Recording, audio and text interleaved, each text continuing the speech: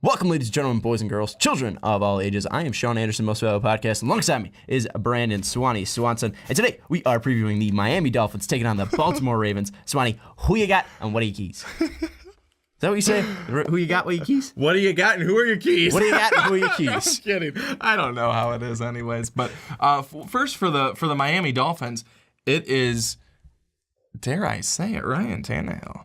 And they're a playoff team. Don't look now. I know. They've won, what, 5 or 6 in a row? Yeah, that's been fucking ridiculous. Oh, my gosh.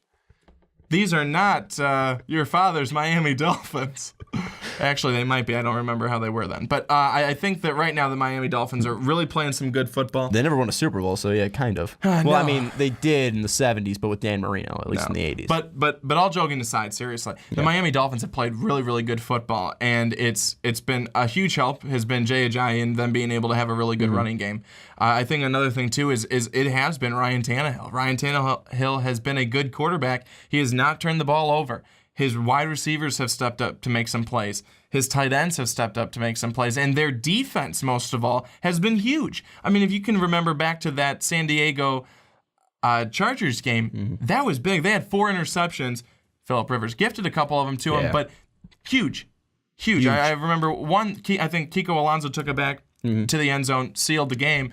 But it's been a huge thing for their defense. So I think defense is going to be really big, especially against this Baltimore Ravens team that really has struggled to move the football. Their best player right now is Justin Tucker. So I think that Tucker's going to continue to be big because he has not missed a field goal this season. He has not missed one field goal all season long. He has not missed one extra point all season long. I think he's untouchable by any kicker curse that's been going on this season because it feels like every single one of them outside of him has missed something. So please don't curse my fantasy kicker. He's on one of my teams too. He's been insane. Trust me, he's been outstanding. But I think more so, you have to take a look at this Ravens offense and what do you have to do? Well, 1 week you'll have Terrence West going really, really good, and then you'll give him 5 carries the next week. So what's going on here? We need to have a better balance. And I think that Joe Flacco, he needs to do a better job of taking care of the football. That's been big. And I think that they need to do a better job when they get into the red zone. Quite frankly, when they get there, they got to be able to score touchdowns. Field goals are nice, but field goals are also not enough points to be able to win them some of these games. So in this one, I'm going to take Miami to keep rolling.